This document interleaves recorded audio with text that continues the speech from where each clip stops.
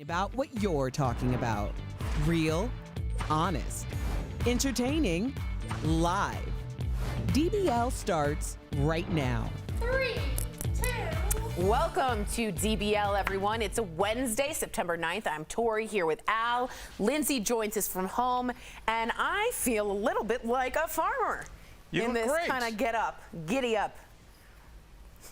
Get on up. Get on up. Thank you very much, everyone. All right. Oh, let me fix this. Hold on. Here we go. All right, let's get started. Lindsay, how you feeling? You okay? Well, I want to let you guys know that I left the library since I was shamed my entire life away yesterday for being in the library. We're in the basement of the Y So now I'm right at the stairs. What are you doing? She keeps moving. She is in the witness protection. She never stays in the same area. All right, well, we're glad. I'm going to get the most awards for the most different backgrounds when this is all over. Definitely. And I see you guys in office. I want that award. She wins. Lindsay wins. All right. We want to get to the news here. One of the world's top coronavirus vaccine trials has been put on hold. So AstraZeneca announced that phase 3 clinical trials for the University of Oxford vaccine, which I actually was really excited for, have been paused after an unexplained illness was found. This will allow scientists to investigate and hopefully resume the research once it's deemed safe. Here's what Dr. Anthony Fauci said about it on CBS this morning. It's really one of the safety valves that you have on clinical trials such as this. So it's unfortunate that it happened. Hopefully they'll work it out and be able to proceed along with the remainder of the trial. The projection that I've made, and I'll stick by it, is that we would likely get an answer if this is safe and effective by the end of the year. And hopefully we'll be able to start vaccinations in earnest as we begin 2021. Wow. Lindsay, how do you feel about this? Do you feel good that they're not rushing it out? Well, I like that they're letting us know what's happening step by step. I think that's really important to gain public trust.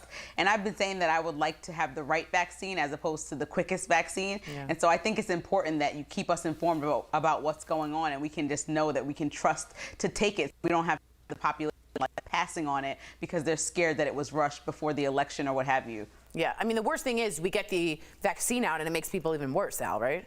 It does, and you know, if you send out, think about the damage you would do, Lindsay and Tori, if you put out if you gave a vaccine to the public and it caused even more trouble. Like, how would you ever get people to try a second one? So, I mean, you have to hit it out of the park the first time. It's like a marriage proposal; you only get one chance. So make sure you do it right. Now, I really do like that they're taking their time, and I hope the public is starting to understand that this is not a movie. Yeah. Okay, I did medical research for 2 years.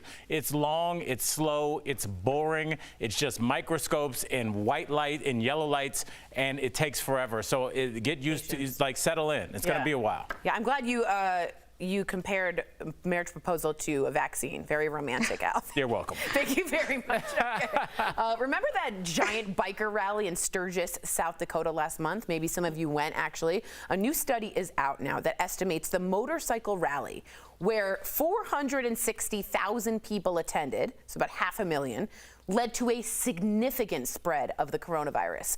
A research group used cell phone data for the study, which resulted in some shocking worst-case scenarios. So get this, more than 260,000 cases could be linked to the rally, and the total health price tag for treating the sick could top more than $12 billion. However, those claims are now being disputed by the governor of South Dakota. She says the study was fiction and says it's an attack on those who exercised their personal freedom to attend. Now, Al, the statistics are a little shaky on this. There is some guesswork. They tracked cell phone use, not actual cases, not actual case tracing. How do you feel about that? I'm sure it is. I mean, there's no way that you could have hard data unless you know who arrived with it, who left with it, who left asymptomatic, who left symptomatic, where did they go? I mean, that's a very difficult thing to trace. And I'm sure a lot of people will say, well, where was this study for all the spring breakers? Where was this study for the BLM protests? So I think that there's an easy way to politicize this. But the bottom line is, whether it's a bike rally or a college football game or Halloween this year, we need to stop with these large public gatherings. And I would hope that we could come to the same page, at least on that. Yeah, or at least keep them outside. Something. Yeah, not enclosed. Linz, how do you feel about that situation in Sturgis? Again, it's not a peer-reviewed, statistically challenged study. I just wanted you all to know that. Linz, how do you feel about it? I mean, I think I agree with Al. Like, if we stay away from large crowds unless you must be there. So, like, I was somebody who was at a lot of the Black Lives Matter protests, but I got to say that all the ones I was at, everyone had on masks. Maybe a hand-selected group didn't have on masks. So when I look at this footage that we just played of South Dakota and I just see people walking freely, barely with any masks, that's frustrating. Like, I understand your right to do whatever you want and choose to do whatever you want, but just covering your face, we all know that even if you don't believe it will protect somebody, if there's a chance that it would protect somebody, why not save somebody's grandma, to use the analogy? Yeah, Lindsay, I would think that a mask there would be cause for a bar fight. I don't think that will go over well there. I'm being completely honest. I agree with you. I don't think that would. Yeah. And remember, my only point is masks are patriotic, whether or not you like it or not. You're helping your fellow Americans, and we should buckle down and realize that. In my opinion, let us know what you think. Facebook and YouTube.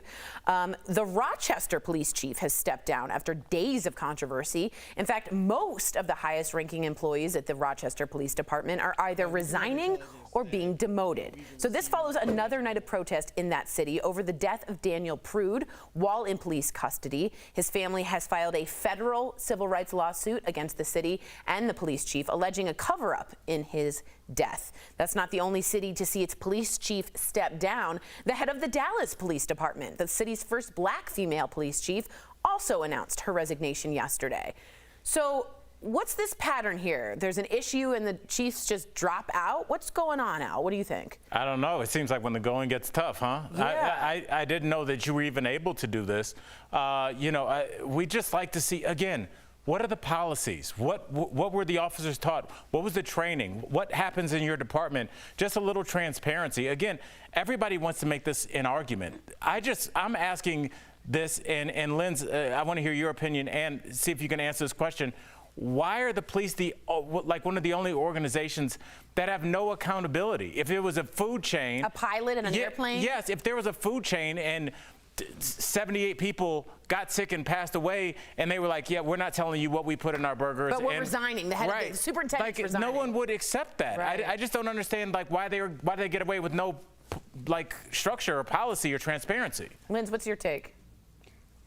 Yeah, we saw some people, or we saw the police chief in Atlanta also step down. Well, she resigned, and they keep using this word. And I'm curious to know, I guess we'll find out later, if it was actually resigning or if they were pushed out. I know that with new strategy comes new leadership. And so a lot of times the leader of an organization or, a police department for this matter is the one to take the brunt of all the fall. And if we're seeing that these policies aren't working, obviously it starts at the top down to teach these policies and mandate these type of trainings that we're asking for. And if the people there aren't doing it, then we need somebody who will do it. Yeah, and again, when you hear the words defund the police, what they're really saying is let's make the police more efficient, allocate better resources, because this, I think we can all just say, isn't working, this system, no matter how you see it. Well, we're moving on to the Oscars. They announced some major new rules to promote diversity. In response to Oscars So White, the Academy of Motion Pictures laid out new guidelines for films hoping to be eligible for Best Picture. So get this, starting in 2022, in order to be considered, films must submit a confidential inclusion standard form. And by 2024, they will have to meet some of the Academy's inclusion standards.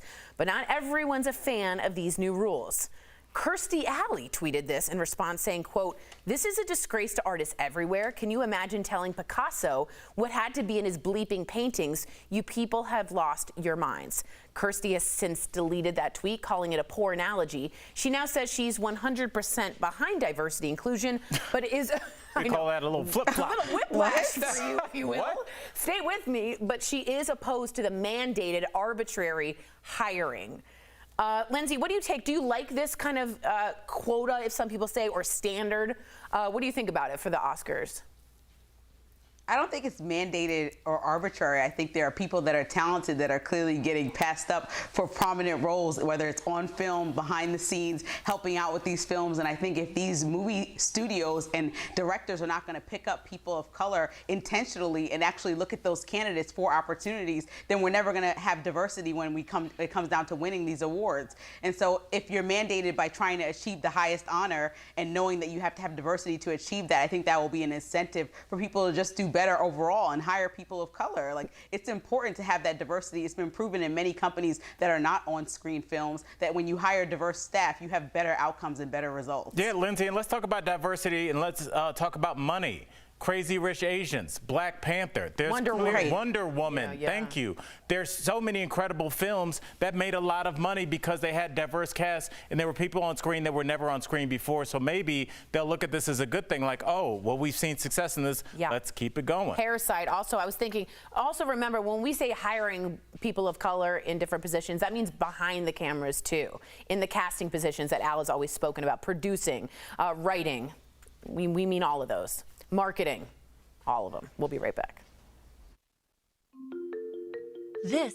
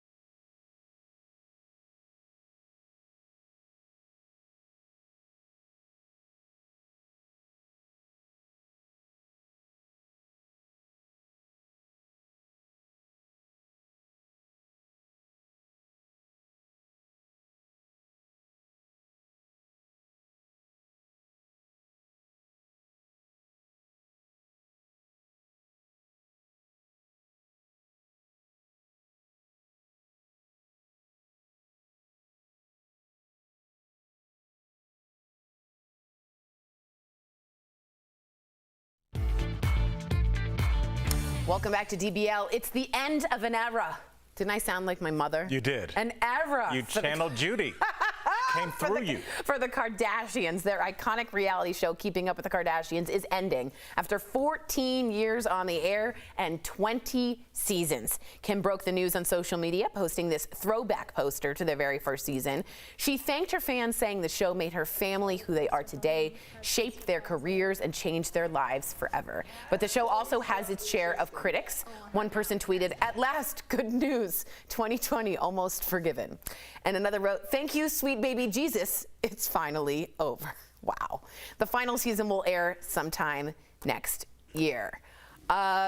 Was it time for this? To me, Al, you were an avid follower, right? You've seen every episode. I watched every episode, Lindsay. No, obviously, I'm not the demo for this show. I knew it had been on for a long time. And I know a lot of people are like, oh, thank God it's over. You know what I look at when I look at that? I say 20 seasons. That's 20 years of cameramen, producers, putting their families, putting food on the table, putting their kids through school. In the entertainment business, that's tough to do. So good on them. 14 seasons is almost impossible. 20 seasons, 14 years. Oh, yeah, and wow. they kind of Entertainment kind of was based off of their show in the end, which is very true. Well, whether you think the show was fake, real, or somewhere in between, the Kardashians were certainly never boring. Who can forget Kim's 72-day marriage, remember that, to former basketball star Kris Humphries? Oh boy. There were countless food fights, like this one between Kim and Kris during Kim's housewarming party. I don't like that. That's weird. I don't like that. You don't? No. You seem. I don't like the shoving of the cake in the face at the weddings. You I don't like that. Okay. I don't like that. Everyone's heard Al does not like that. Neither does Lindsay. Or the heartbreaking moment when Caitlyn Jenner told her kids she was transitioning. That was a big moment in pop culture. At that time, also remember when Khloe went to jail for DUI back in 2007? Take a look at this. Your sister's going to jail. Have a little compassion. Kim, would you stop taking pictures of yourself? Your sister's going to jail. Chloe's going. Here, Kim, this one. I feel like I'm gonna barf. So, okay, that might have not been the best image of the Kardashians, Linz. I want to get your take on the Kardashians. If you've been a fan, tell me. I wouldn't say I'm a fan, but I think that they are knowing when to fold it, in the words of Kenny Rogers, at a good time, because it's getting like the things that are happening with Kim and Kanye are obviously way beyond what they want to put on camera. I thought that what happened with Lamar Odom was way beyond what should have been put on camera. And so I think they're getting to a space where this is their side job. Obviously, they have businesses that are way more lucrative, I believe, than their TV show. So especially with Kylie being a billionaire now, or a reported billionaire. So I think that it's time, bow out gracefully when you're still on top and still getting the ratings. It's true, and I think I know you love the show, though, Tori, so what do you think? I love the show. I love the show, and I think Kourtney Kardashian called it, too. She didn't want to be on anymore. Hey, it's a tight-knit family that supports themselves. They don't drink. They don't do drugs. They don't gamble. I find them a really great family that sticks together. Come at me, huh? Coming up on DBL, we're talking to twins Tim and Fred Williams, whose reaction to that Phil Collins, remember that music went viral, what they think of their overnight fame, and the new songs they've discovered. Stay tuned.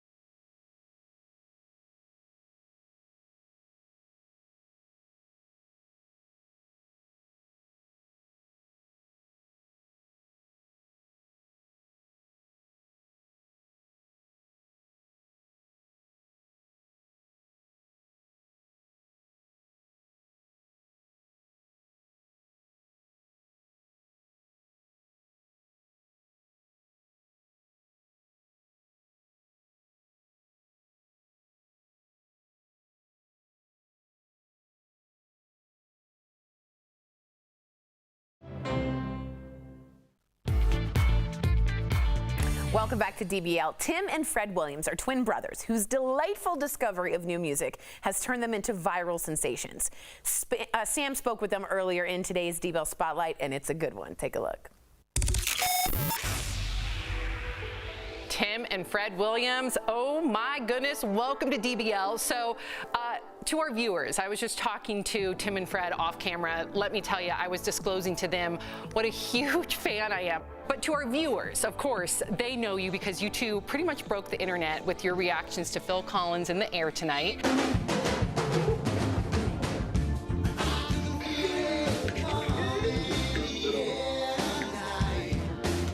Which now, by the way, I don't know if you guys have checked recently, 7 million views. What was it like seeing it go insanely viral nearly overnight?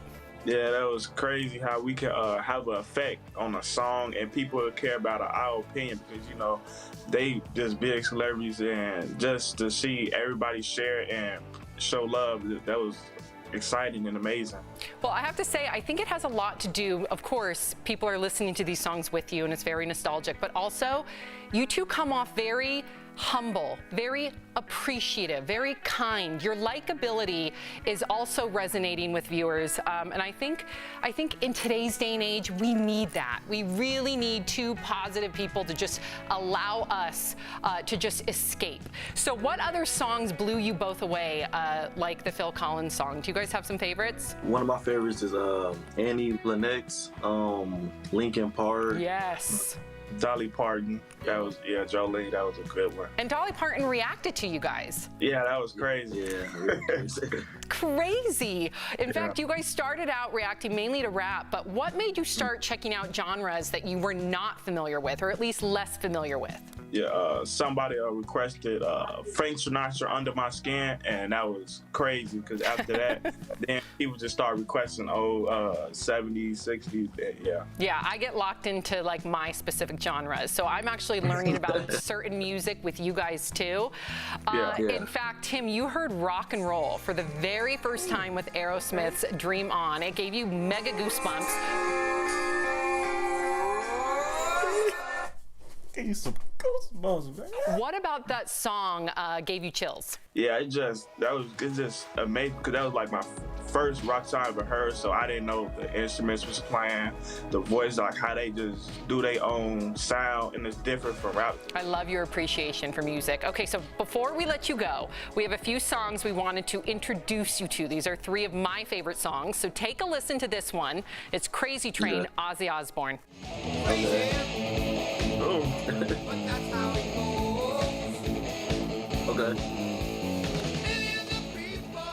Okay, so that wasn't the full song, but you guys got a feel for Crazy Train. What do you think of Crazy Train?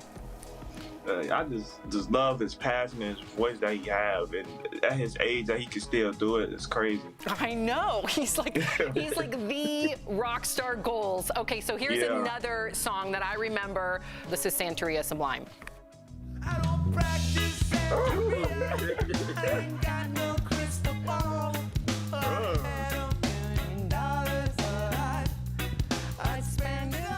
What did you think of Sublime? Yeah, it's a good song. And then I like the beginning how it surprised you, so you ain't expect it. Yeah, and then I heard a little storytelling, and Finally, this song. Oh my gosh, I can't wait to see your reaction. Sitting on the dock of the bay, Otis Redding. Enjoy. I'm sitting on the dock of the bay, watching the tide roll away. Yeah, so that's Otis Redding. You guys also need to take a deep dive into some Otis Redding. What do you think of Otis Redding? I love how chill it was. Just like this is a chill, but you just sit back and just enjoy the song. Thank you for joining us. And to our viewers, check out Tim and Fred's YouTube channel, Twins, the New Trend. Get your goosebumps on right along with them. Tim and Fred Williams, you two are awesome. Thank you so much for stopping by. Thank you. No problem. Bye, guys. We'll be right back. Bye. See you. Promotional consideration is brought to you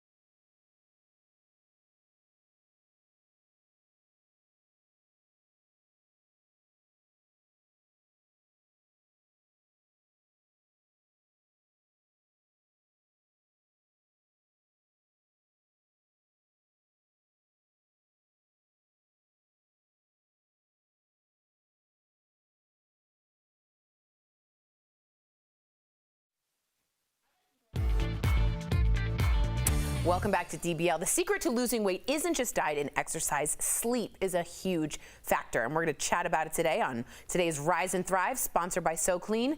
So it turns out a lack of sleep can impact the hormones that regulate our appetite. Sleeping fewer than 7 hours is linked to increased risk of obesity and can influence how easily you lose weight. Less sleep may also make you snack more. That's like a picture of me. When it comes to sleep, for more ways to rest easy, go to SoClean.com or call 1-800-528-6029. Al, we got a great comment from Maurice on Facebook. Talk to me. Maurice says, sure, I would like to take the vaccine and get the shot, but I would be polite about it. You first. Okay, there we go. That's a very smart way of doing it. A lot of people think like that. It's true. DBL is new every day. We will see you same time, same place tomorrow. Bye, y'all.